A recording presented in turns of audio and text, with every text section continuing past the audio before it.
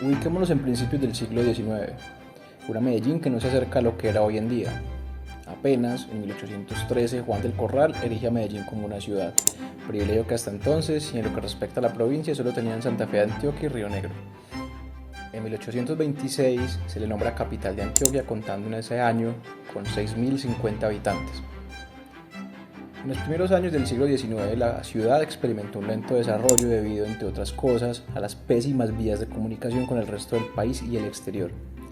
Desde el punto de vista intelectual, material y social se seguirían conservando características de pueblo pequeño, y no fue hasta el periodo comprendido en 1830 y 1850 cuando la ciudad comenzó su lento y paulatino desarrollo. Es en esa época es que empieza a surgir una estirpe de empresarios que forjarían no solo los cimientos de lo que somos hoy en día, sino de dos arquetipos de oligarcas que eran diametralmente opuestos y que se ven representados en los nombres de los dos patriarcas que dominaron el siglo XIX, Carlos Coriolano Amador y José María Sierra, más conocido como Pepe Sierra. ¿Qué más? ¿Cómo están? Otra vez a Cambio Cuéntame Una. Nos encontramos hoy desde Ruta N, uno de los sitios más importantes, cruciales que uno debe conocer como emprendedor o empresario de Medellín, del país, inclusive de Antioquia. Son esos símbolos que caracterizan a ese país aberrante emprendedor, que no tiene miedo a nada, que es un esfuerzo que han hecho alcaldías y gobernadores durante mucho tiempo, así que la parte atrás también es espectacular. Muy bacano, que se presta también mucho con la historia que nos va a contar el día de hoy.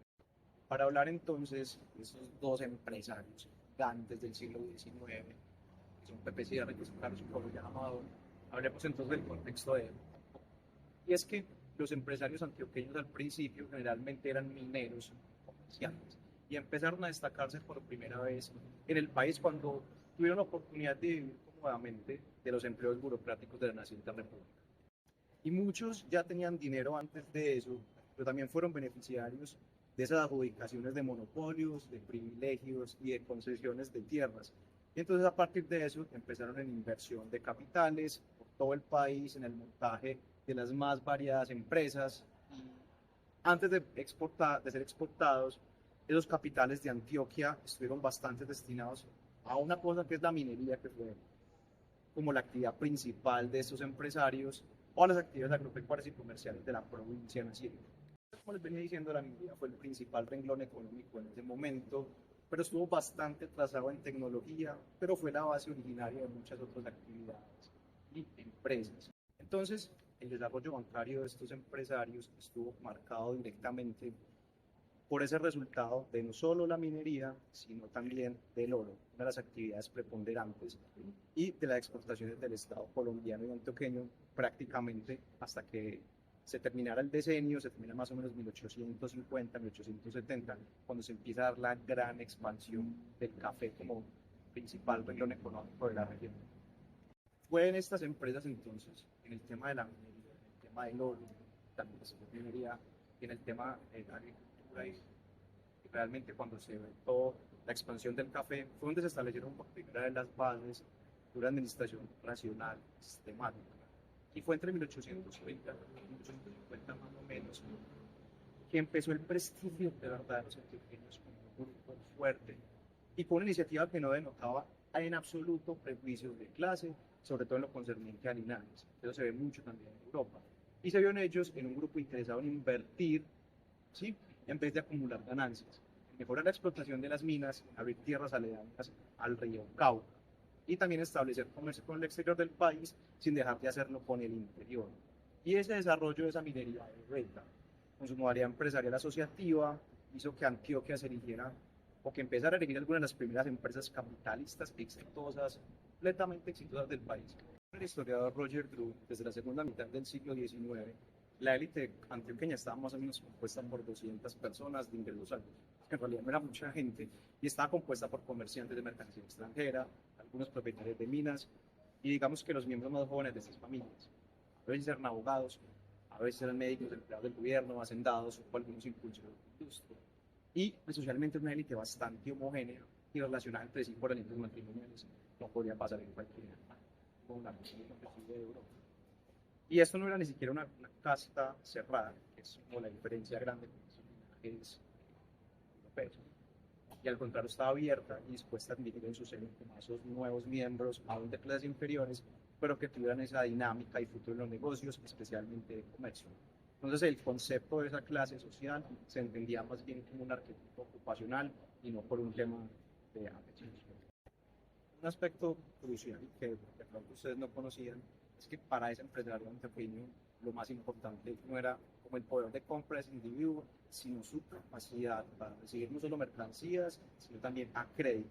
Entonces, la respetabilidad de una firma o de una empresa se medía por la cantidad de deuda que podía pagar. Negociar a crédito era el sistema usual y era el preferido por todos porque era obviamente trabajo con la plata de él. Y se contraían deudas para enseguida abrir otros créditos a la propia clientela.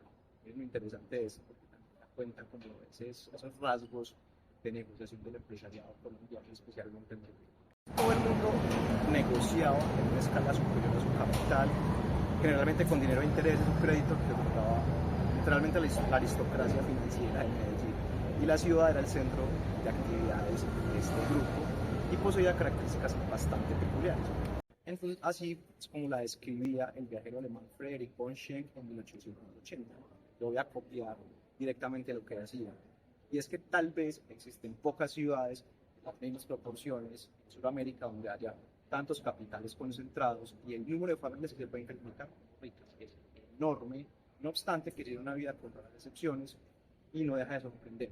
Su riqueza generalmente obtenida por el comercio y la minería y menos frecuentemente por la agricultura y la ganadería.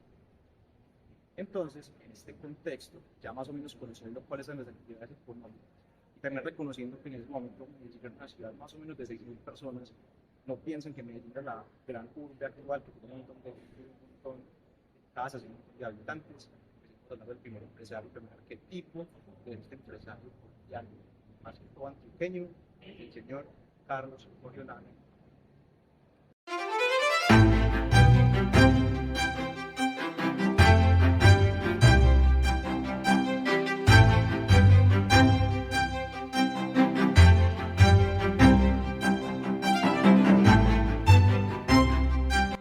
Este man, empezando por su apodo que le decían el burro de oro, sus detractores le decían el burro de oro. Fue un empresario antioqueño del siglo XIX y es que la escasa información escrita sobre este millonario medellinense Carlos Coriolano Amador da la idea de que se trata de un personaje bastante extravagante que no encaja bien con la imagen estereotipada de esos empresarios frugales antioqueños del siglo XIX. Entonces, este man fue el principal accionista de la sociedad minera del Zancudo y las Zabaletas, de la sociedad minera de los Chorros y de las que se construyeron el puente Jericó, que ahora se llama el puente Iglesias, la plaza de mercados cubierta de Guayaquil, que es donde ahora está la biblioteca EPM, la vía de Santa Elena, que hizo carreteable el camino entre Medellín y Río Negro, y diferentes acueductos alcantarillados en Medellín, donde además tenía algunos negocios comerciales más importantes de mercancías importadas. Además, tuvo plantaciones de café, trilladoras, empresas urbanizadoras en distintos puntos de la ciudad y promovió el cultivo del trigo, la colonización del Chocó y el suroeste de Antioquia. O sea, ¿qué no hizo este man? Entonces, si bien en Medellín y en general en Antioquia la regla era que los comerciantes y empresarios de vida modesta, sencilla y frugal, realmente Carlos Coriolanus era completamente distinto, como cabeza de un pequeño grupo de esa élite a la que pertenecía. Era rico, emprendedor, era ambicioso, además era amante de esa vida holgada, cómoda, con lujos. Le gustaba vivir a la usanza de los comerciantes europeos, sin dejarse por ello sacar de competencia como si le sucedía a los comerciantes extranjeros que se establecieron aquí en Antioquia. Y reunía más características propias de los empresarios foráneos que los empresarios antioqueños. Entonces, para entender un poquito más a Carlos Coriolanus Amador, hablemos de su familia. Entonces, la familia Amador era una prestigiosa familia que el origen era Cartagena y no Medellín. Allí estaba desde el siglo XVII y estaba dedicada al comercio y emparentada con ese rancho abolengo, con los linajes más prestigiosos de la región. Sus miembros fueron activos políticos que participaron en la lucha de independencia, a causa de lo cual el teniente Martín Amador fue fusilado por orden de Morillo en la caída de Cartagena en 1815. Y el sobrino de este era Sebastián José Amador López, que pasó a Antioquia a empezar, o cuando se empieza la era republicana. Allí se dedicó al comercio, a la política y adquirió prestigio y una fortuna respetable. Y gracias a ello pudo celebrar un enlace matrimonial ventajoso con una rica heredera de Envigado llamada María Ignacia Fernández Callejas. Entonces don Sebastián ascendió rápidamente en esa escala social antioqueña y a pesar de ser forastero llegó a 1851 a ocupar la gobernación de Antioquia. Entonces Sebastián José venía de un ambiente refinado. De verdad, don Sebastián vio con completo disgusto esa aridez de esa vida social en Medellín donde solo se hablaba de plata y con frecuencia organizaba el censo residencia y en 1834, junto con otros influyentes empresarios o ciudadanos de Medellín, inició la construcción del primer teatro de la localidad, el cual fue inaugurado en 1836 y pasó más tarde a ser el Teatro Bolívar. Entonces, de esa unión de Amador Fernández nacieron Martín, Carlos Coriolano, Adolfo, Virginia y Eugenio. Entre los cinco sobresalieron Adolfo y Coriolano. Adolfo fue llamado el general de Porcelana, nació en 1844 y a los 18 años ingresó en el ejército de los Estados Unidos de Colombia y llegó a general en 1877. Como un liberal radical por completo, ocupó la gobernación del departamento del Chocó, la magistratura del Tribunal Superior de Cuentas y fue diputado y representante en varios periodos. Y como general participó en sin número de batallas, pero se destacó principalmente en una que llamó la de Don Juan en 1877, donde adquirió una buena fama de estratega y que se unió a la que ya tenía porque era bonito, el man era bonito, entonces por eso le decían el general de Porcelana, pero sin embargo en una batalla perdió la vida luchando por los liberales en la batalla de Honda en 1885. Pero a la postre, sin duda el más conocido, terminé siendo Carlos Coriolano Amador, que nació en Medellín en 1835 y se educó dentro de esa familia de don Sebastián, que le enseñó todas las destrezas y todas las argucias del comercio e importación. Y ese oficio, desde tiempos antiguos, también las ejercieron sus parientes maternos, entonces tenía todas las ventajas de la formación que le daba a su familia. Desde muy joven empezó a constituir sociedades comerciales, especialmente la importación de mercancías europeas, que siempre fueron el atractivo que ofrecieron sus almacenes en la calle del Comercio o en Palacé y más tarde lo que vendría siendo el sector de Guayaquil. Y además, obviamente, de su educación familiar, este man estudió en el Colegio de Antioquia, estudió en Jamaica y estudió en Londres. Después viajó a Estados Unidos y pudo adquirir una sólida cultura.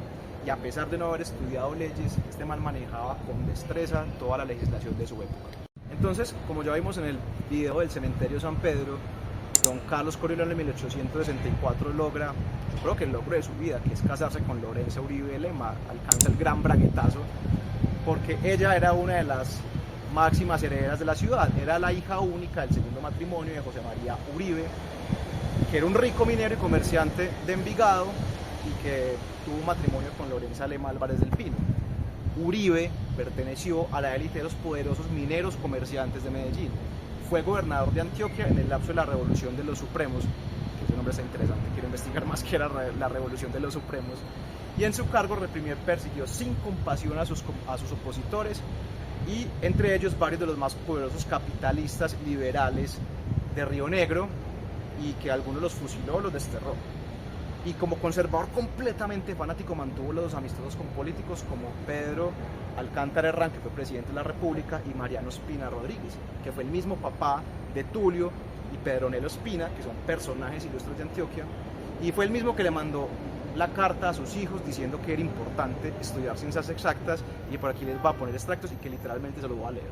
Dice: en 2 o 3 años de un estudio serio y continuo pueden ustedes hacerse ingenieros, aunque no se metan con lo más alambicado de la mecánica analítica y de las matemáticas trascendentales, consagrándose a la preferencia y a lo aplicable en la práctica, y procurando adquirir los conocimientos de los que llaman ingenieros mecánicos. Gracias, yo soy ingeniero mecánico, recuerden.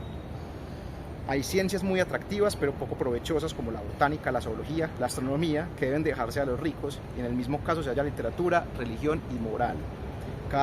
Muchísima idiomas vivos, bastante ciencia, puramente especulativa, literatura y idiomas muertos, algo, novelas y versos, nada. Pues entonces, el que quiera conocer un poquito más de la historia de los Ospina, les dejo el video aquí también del cementerio San Pedro, porque Mariano Ospina Rodríguez, sin querer, forjó uno de los pensamientos más duraderos en el etos antioqueño, y es que nosotros debemos estudiar ciencias exactas y nada de materias o carreras que tengan que ver con literatura o como esas ciencias sociales, podría decirse de alguna manera, que yo creo que es un pensamiento que, pensándolo bien, inclusive influyó en mí. A mí me decían, no estudié alguna carrera así, estudié más bien ingeniería o algo que le dé plata. Entonces la historia de Mariano Espina es bastante interesante ahí. Entonces, volviendo a la familia de Carlos Coriolano, volviendo a su matrimonio, entonces a su hija, don José María le legó considerables bienes, casas, fincas productoras, terrenos, ganado y demás, pero la propiedad más importante que heredó doña Lorenza fue la mitad de los derechos de la sociedad del Zancudo para explotar la mina de Beta. Y ya pescado parte de la historia y vida y muerte de su hijo José María Amador, que pues vuelvo y recomiendo el video del cementerio de San Pedro porque ahí está la historia de su mausoleo y porque murió muy joven a los 24 años. Entonces, hablando del Zancudo, el Zancudo era el orgullo de Antioquia. Esos establecimientos que tenían de fundación, que ofrecían un espectáculo importante por su tamaño, eran mostrados con orgullo inclusive por el Estado, ni siquiera por el mismo Coriolano Amador y sus socios, y su producción alcanzaba cifras que asombraban literalmente a los parroquianos de la época. Entonces, en 1883, una de las historias más asombrosas de esa época es que había gente que podía sacar sus propias emisiones de monedas, y don Carlos Coriolano Amador no iba a ser la excepción, y es que en la Sociedad del Zancudo, bajo la dirección de Amador, gestó la idea de crear un banco propio, y este operó emitiendo billetes con el objetivo de pagar las cuentas y los gastos de la sociedad a mineros, contratistas, arrieros y comerciantes, los cuales le dispensaron bastante confianza en el erario público. Sus billetes en circulación gozaban de gran crédito en el comercio del Estado y después departamento de Antioquia. Eso después pasó que esos billetes los tuvieron que destruir, pues cuando ya hubo un banco central aquí en Colombia, pero el que tenga un billete de la Sociedad del Zancudo, les quiero decir que tiene una mina de oro, porque el 99% de sus billetes están quemados. Por aquí les voy a poner incluso una imagen de cómo era el billete, que era muy muy bonito. Después de esto, después de consolidar la Sociedad del Zancudo, que le dejó muchísima plata, aunque también muchísimas deudas, porque recuerden que el empresario antioqueño se financiaba a través de deuda, ni siquiera a través de su propio dinero. Este man se interesó mucho por colonizar tierras y por meterse en el negocio del transporte y las comunicaciones, pues obviamente cosa que beneficiaba por completo el resto de sus negocios. Después fue presidente de la Sociedad Exploradora del Chocó, participó en la empresa del telégrafo eléctrico colombiano, la gestión del puente que conectaba Jericó y Fredonia, lo llamado Puente Iglesias, y también intentó participar del boom de los ferrocarriles, pidiendo el privilegio exclusivo de la construcción de la vía férrea del Cauca. Como les venía diciendo en el contexto, estos empresarios eran completamente unos oligarcas, tenían el monopolio de un montón de actividades y un montón de líneas de negocio que ni siquiera tenían competencia o tenían prácticas no exactas para sacar la competencia de camino. Una de las historias más fascinantes que tiene Carlos Coriolano es que él trajo el primer vehículo a Medellín, y pues eso demuestra también un poco como ese interés que tenía él en el transporte. Y entonces así narra don Enrique Chavarri este suceso que conmovió a la ciudad, porque dice que en el mes de octubre del año 1899 Carlos Coriolano Amador, quien regresaba de Europa, traía el primer automóvil que entraba en Colombia, y era uno de los primeros aparatos que se construyeron inclusive en el mundo, y lo acompañaba inclusive un muchacho francés de raza negra que era el chofer para su auto. Entonces pille, él deseaba entrar a Medellín en ese aparato y pues dar un verdadero golpe en medio de la muchedumbre. Recuerden que la ciudad no es lo que era ahora, ni siquiera habían vías pavimentadas. Entonces, ¿cómo sería el susto de la gente que cuando veían andar un coche sin caballos van a decir que son cosas del demonio? También recuerden que era una época de muchos, pues, que todos eran camanduleros y muy religiosos, y él decía eso con mucha felicidad porque causaba lo que él quería, el impacto, que él era un hombre que vivía completamente de lujos, y tal ideal pues no pudo realizarlo porque es que el famoso auto tuvo que seguir cargado y entró a Medellín a lomo de hombres, muchachos, a lomo de hombres. Ese auto que tenía el señor Amador era chiquito, era de 2 puestos, era descubierto, era de poca fuerza y construido para andar por las calles planas y asfaltadas de París. Y las nuestras pues eran piedra y eran barro. Entonces ese fue un proyecto que fracasó por completo porque no teníamos la infraestructura ni siquiera suficiente para tener un carro de estos. Pues aparte de esto, pues recuerden que Medellín es una ciudad que tiene muchas montañas, entonces tenía fuertes subidas, no teníamos pavimento para andar por ahí, entonces el aparato no dio resultado. Entonces el señor Amador tuvo que archivarlo y despachar al chofer. Inclusive hubo una época en que se trajo a un mecánico para que solo atendiera exclusivamente a su vehículo.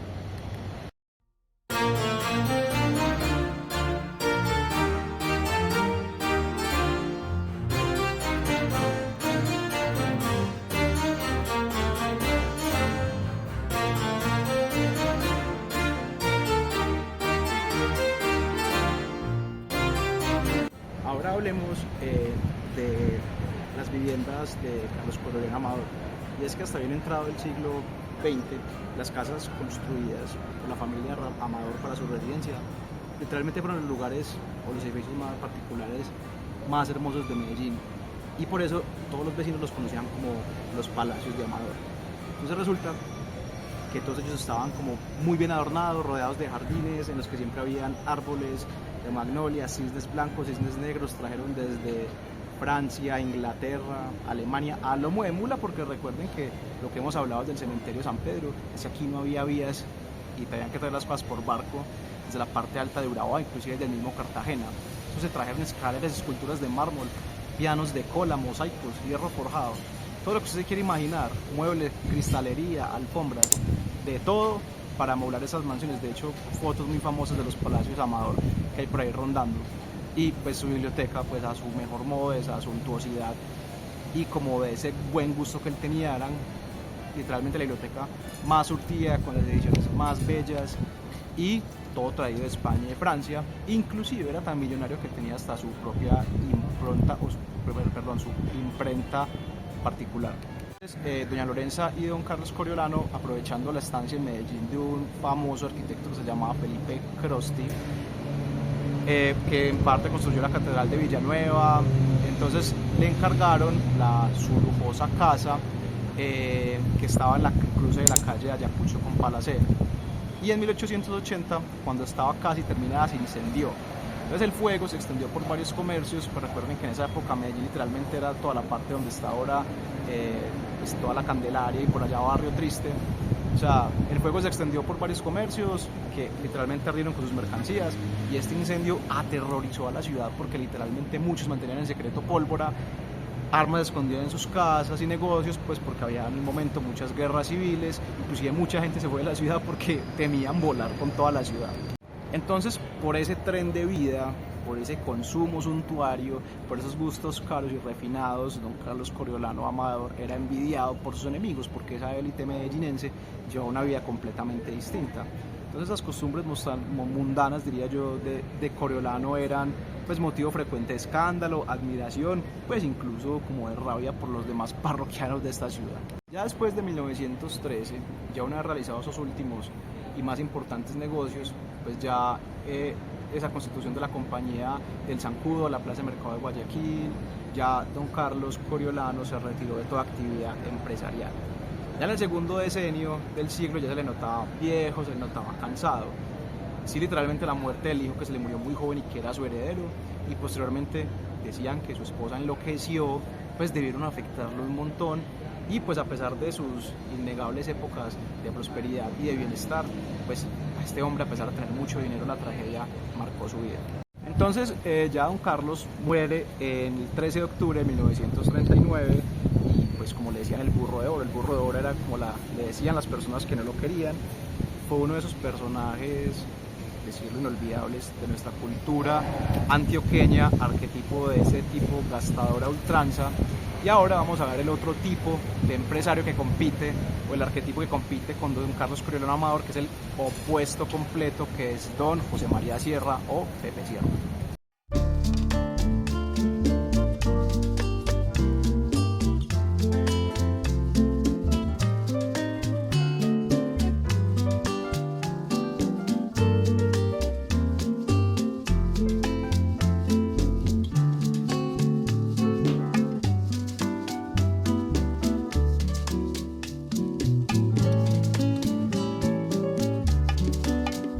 Cambiando un poco del lugar donde estamos grabando, me encuentro en Barbosa, donde vinimos a pasar un fin de semana de escape. Y no quería dejar de pasar la oportunidad de contar la segunda parte de la historia, que es el segundo capitán de industria, que es Pepe Sierra. Entonces, José María Sierra, como decía, el campesino millonario, desde fines del siglo XIX hasta su muerte en 1921, puede haber sido considerado el hombre más rico de Colombia. Con razones para saberlo, porque un nieto suyo decía que al morir su fortuna ascendía más o menos a unos 15 millones de pesos. Y cabe destacar que por el despojo de Panamá, Colombia recibió alrededor de 25 millones de dólares. Resulta que don Pepe Sierra tiene dos vidas, una en Antioquia y una en Bogotá, y es que Pepe Sierra nunca salió de esas dos tierras en contrario a Carlos Coriolanum Amador, que sus viajes a Europa eran famosos, y es que decían que era un viejo cazurro y resabiado, una de esas personas extrañas y solitarias que formó como una especie de este segundo arquetipo de millonario paisa.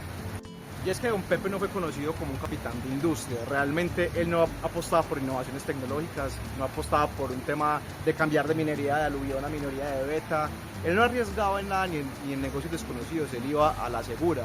Muchos de sus contemporáneos como los de Chavarría o como José María, como Carlos Coriolanum Amador sí le apostaba a innovar. Pero él se contentaba solo con tener tierras, se contentó con ser un gran tenedor de tierras que a diferencia de sus mencionados empresarios industriales, de verdad ni siquiera nunca salió del país. Entonces su conducta fue de atesoramiento e incesante crecimiento de sus arcas, de una actividad bastante diversificada como trapichero, como ganadero, como arriero, como rematador de rentas, como prestamista, como inversionista en ferrocarriles y sobre todo como ese gran especulador en finca raíz rural y urbana. Resulta entonces que Pepe Sierra, según su biógrafo y nieto, Bernardo Jaramillo Sierra, inició la acumulación de fortuna en su juventud trabajando en el campo, en la cría de ganado, en la siembra de caña, en la fabricación de panela. Luego se consolidó en la madurez con el remate de las rentas y finalmente invirtió en rentas raíces. A los 14 años tuvo su primera parcela en el departamento de Caldas, la cual araba de día y de noche, y simultáneamente trabajaba como arriero y transportaba y vendía la panela que producía y transportaba y aprovechaba para traer la papa que cultivaban otros agricultores. Fue el más hábil de sus hermanos en las actividades comerciales, por lo que su riqueza empezó a florecer. Ya a los 28 años, y en su haber tenía muchas haciendas que se extendían desde Itagüí hasta Barbosa, donde nos encontramos actualmente, además del control de los precios de la panela y de la vara de tierra en el Valle de Aburrá. Ya en 1886 ya empezó a vivir en Medellín y allí fundió varias sociedades como la Cuarta Compañía, dedicada a la cría del ganado, a la siembra de extensos cañaverales para abastecer la melaza a sus fábricas de aguardiente, que eran ya prósperas en todo el departamento. Y como pudimos ver en el video del cementerio San Pedro, una de las cosas que se inventó Pepe Sierra en sus numerosos monopolios que tenía, en concordancia también con la élite y con el gobierno, era el gobierno o el monopolio del aguardiente. Y él era tan inteligente y tan avesado en los negocios que literalmente se inventó, junto con la iglesia, las fiestas de los pueblos en Antioquia, y cada semana había una fiesta distinta para poder vender su aguardiente. Unos dicen que llegó a Bogotá en 1888, donde se inició como apostador y criador de gallos de pelea en los bajos fondos de la ciudad, que es como la historia que más me gusta y va como más en concordancia como con su personalidad campesina. Y ya después se desplazó a las zonas bancarias, a las zonas más ricas de residencia de personas opulentas. Y hay otros que dicen que llegó en 1887 y que para ese entonces ya era una persona completamente millonaria. Y como les venía diciendo, sus negocios iniciales sumó la que sería la principal fuente de ingresos, que sería el remate de rentas de aguardiente, los que se inició en 1875 y que lo harían completamente famoso en la época. Se convirtió en el principal rematador del país y llegó a contar con rentas que monopolizaba en varias regiones del país. Y fue en este campo donde despegó toda una serie de prácticas que le permitieron aumentar notoriamente no solo su fortuna, sino que le granjearon una mezcla de repudio, de temor y de admiración. Entonces hablemos de historia, y es que Sierra aprovechó esa coyuntura económica de su época, caracterizada por la permanente crisis del fisco nacional, lo que produjo en esas rebeliones internas, esas continuas guerras que había en el país.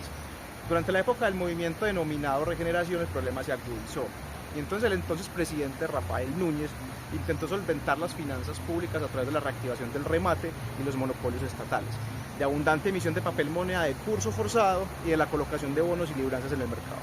Los denominados remates eran el medio más importante de los gobiernos para anticiparse dinero de individuos particulares. Estos generalmente eran muy solventes, es decir, estas personas, dado que se les exigían garantías económicas como hipotecas, fianzas, depósitos monetarios anticipados, y a cambio como ese privilegio de gozar de las más seguras utilidades producidas por tales monopolios. Entonces rápidamente José María Sierra se convirtió en el más fuerte y rematador prestamista a nivel nacional, con una base en un sistema simple de administración de los negocios, pero con una intrincada red de agentes que estaba diseminada por todo el país y que eran encargados de negociar la adjudicación de las rentas. Entonces Sierra fue muy conocido como un astuto marrullero y simulador negociador. Y es que el man inventaba estrategias para sacar del juego a sus rivales. Utilizaba técnicas de pulverización de sus competidores, que por ejemplo, si a él le gustaba una tierra, como la que estamos viendo ahora, entonces compraba las del lado para quitarle el agua y que tuviera que vender a precios bastante más baratos de lo que él quería en un principio, por ejemplo. Y realmente mostró un cálculo económico realmente de los mejores de la época. Entonces vuelve y juega don Pepe con estos remates, se enriqueció inmensamente, y su influencia sobre ese estado famélico y escueto de esa primera década de este siglo pues llevó a un nivel sin precedentes por esa penuria fiscal que este estado atravesó y que lo llevó a hacer a las particulares las mencionadas rentas y a tener que acudir con frecuencia a esos financistas privados que ayudarían a salir de urgencias recurrentes de los gobiernos. El campesino millonario, como le decían, se destacó como el principal financiador del Estado desde finales del siglo XIX. Y en esas condiciones, sin haber ocupado ningún cargo público, sin haber participado en la política partidista de liberales y conservadores, tuvo acceso privilegiado a presidentes de la época, presidentes de la República, de los centros de poder en los que se tomaban las decisiones de política económica. Como cabezas del Ejecutivo, los presidentes Marroquín, Caro, Reyes, Holguín, González, Valencia y Restrepo fueron acreedores del inclemente don Pepe, quien se cuidaba de ni siquiera prestarle a individuales o a particulares. Y en este contexto jugó un papel importantísimo como uno de los fundadores en 1905 del Banco Central, junto con otros ricos capitalistas como Nemesio Camacho. Era como un engendro de banca central manejada por particulares, que un crítico de la época llamó un lugar lleno de privilegios, y es que cuyos socios terminó en un zona de enfrentamiento que los llevó a 40 días a la cárcel por orden del presidente Holguín, uno de esos caballeros con los cuales don Pepe jamás simpatizó.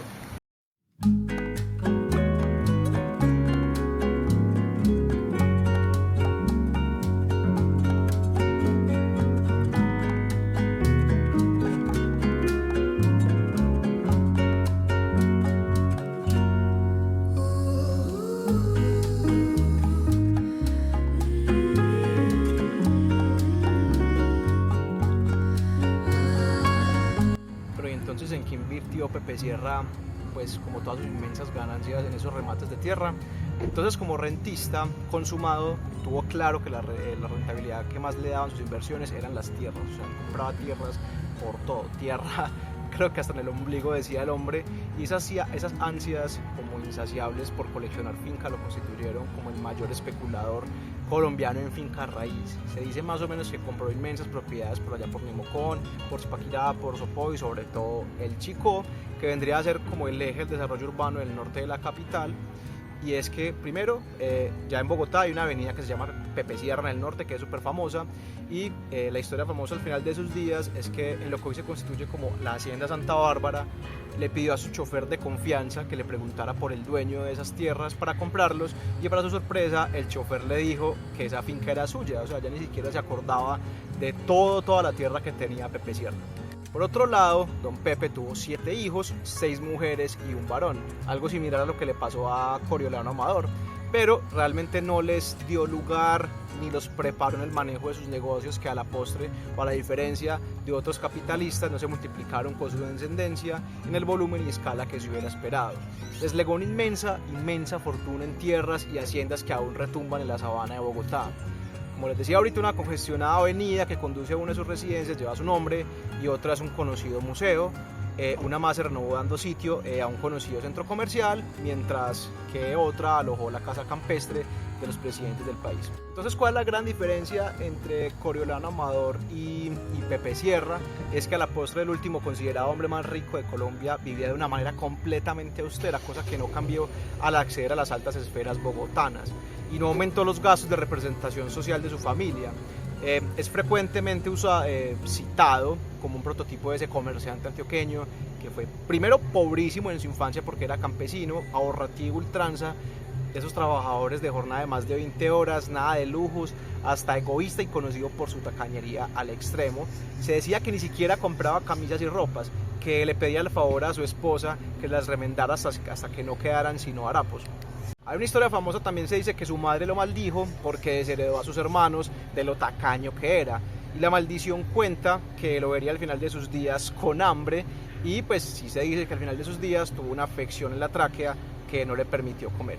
Imagínense inclusive ser maldito o maldecido por su propia mamá. así era Pepe Sierra. Entonces, en su biografía sobre su abuelo, el señor Bernardo Jaramillo, pues afirmó que los negocios de su pariente serían vistos hoy como irregulares, aunque pues ese débil sistema económico que lo que dejó al Estado en manos de esos prestamistas usureros como pues realmente esa única forma de garantizar su funcionamiento.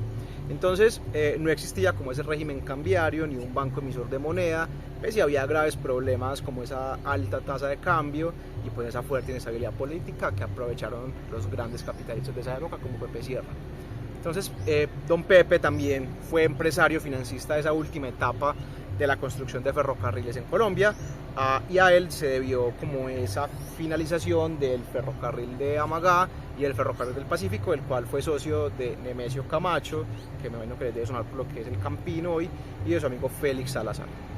Ya al final de sus días, don Pepe fue atacado por crisis nerviosa y por una enfermedad llamada arteriosclerosis, incluida con esa fuerte afección de tráquea, y un crónico desinterés por los negocios. O sea, recuérdense que este era un tipo extremadamente negociante, que era plata por todo, y cómo fue en sus días, que mire lo que pasó también al final de ellos.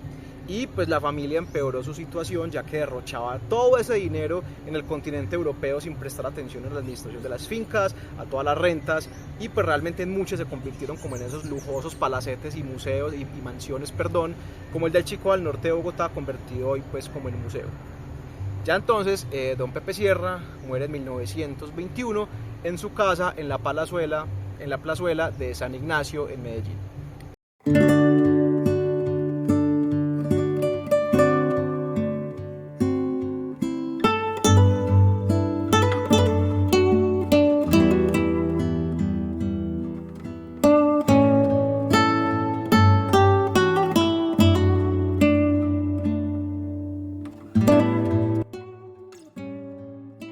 Y así terminamos nuestro recorrido por las fascinantes historias de Carlos Coriolano Amador y Pepe Sierra, dos figuras que, aunque representen extremos opuestos, nos enseñan mucho sobre la diversidad de caminos hacia el éxito. Por un lado tenemos a Carlos Coriolano Amador, el negociante sofisticado y educado, cuyo conocimiento y habilidades en los negocios lo llevaron a alcanzar grandes alturas. Su trayectoria nos muestra la importancia de la educación y la preparación en el mundo empresarial. Por otro lado está Pepe Sierra, el campesino sin educación formal, pero con una astucia y determinación que lo impulsaron a superar cualquier obstáculo. Su historia es un recordatorio de que el ingenio y la tenacidad pueden abrir puertas, incluso en los escenarios más improbables. Ambos personajes definieron el arquetipo del empresario antioqueño de maneras distintas, pero complementarias. Amador con su enfoque en la sofisticación y en la formación, y Sierra con su espíritu emprendedor y resiliencia natural. Nos muestra que el éxito puede venir de diferentes caminos, pero siempre está marcado por el esfuerzo y la dedicación. Ambos nos demuestran que no hay una única fórmula para el éxito. Lo esencial es encontrar nuestras propias fortalezas y usarlas para forjar nuestro camino. Si te gustó este video, no olvides darle un like, suscribirte al canal y activar la campanita para no perderte nuestros nuevos contenidos. Déjanos un comentario sobre cuál de esas historias te inspiró más y qué otros temas te gustaría que exploráramos. Hasta pronto, chao.